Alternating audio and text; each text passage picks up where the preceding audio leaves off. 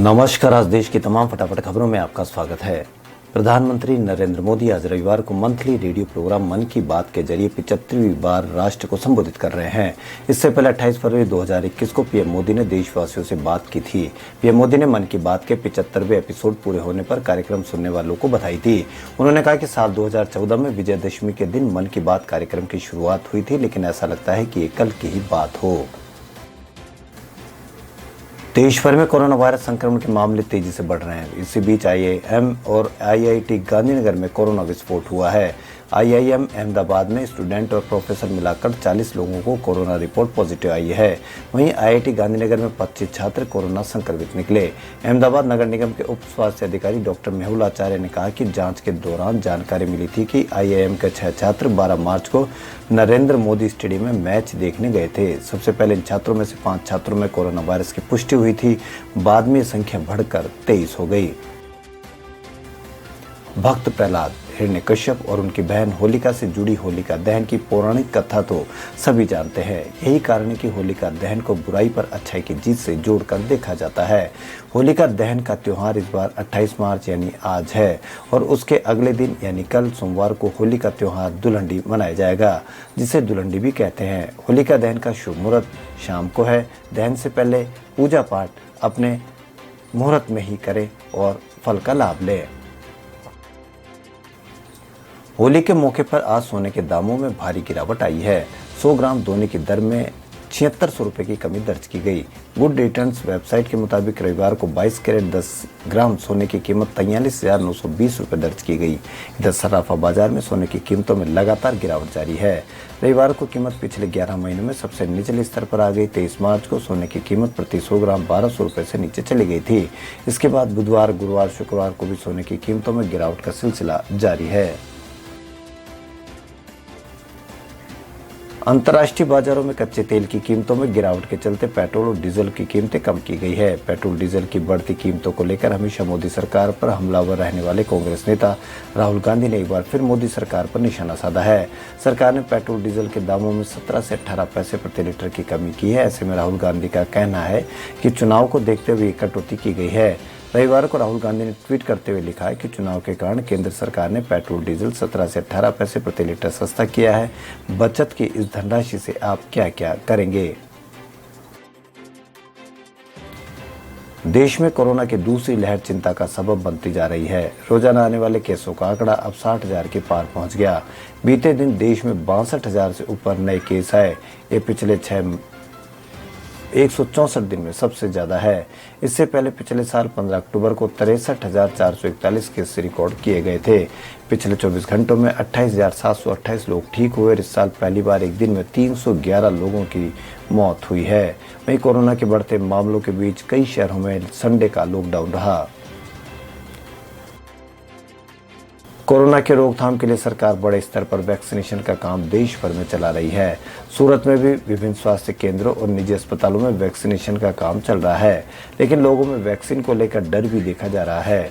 ऐसे डॉक्टर जिन्होंने वैक्सीन की दूसरी डोज भी ले ली, उनके अनुसार उनमें अब हाई लेवल की एंटीबॉडी तैयार हो गई, जो कोरोना वायरस के बचाव के लिए काफी कारगर है। वैक्सीन की दोनों डोज लेने के बाद कई डॉक्टरों में 40% और किसी में तो 3500% तक प्रोटीन एस बॉडी नाम की एंटीबॉडी तैयार हो गई है।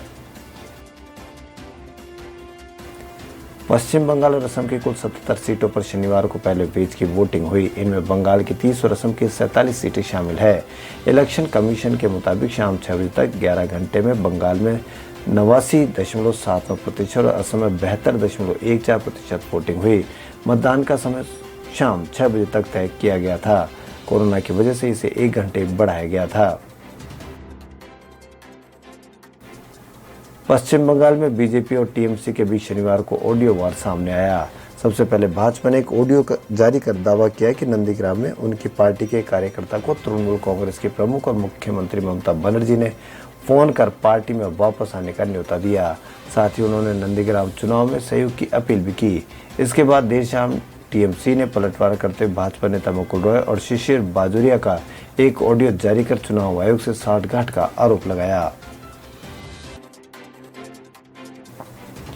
इंडिया और इंग्लैंड के बीच तीसरा वनडे सीरीज का आखिरी और निर्णायक मैच आज खेल रहे हैं। यह मैच दोपहर 1:30 बजे से शुरू हुआ और पुणे के महाराष्ट्र क्रिकेट एसोसिएशन के स्टेडियम में खेला जा रहा है। दोनों टीमों के बीच 1-1 की बराबरी पर यदि टीम इंडिया आखिरी मैच हारती है तो वह लगातार तीसरा वनडे सीरीज गंवा देगी। पिछली 2 सीरीज में भारत को फरवरी 2020 में न्यूजीलैंड और नवंबर में ऑस्ट्रेलिया ने शिकस्त दी थी।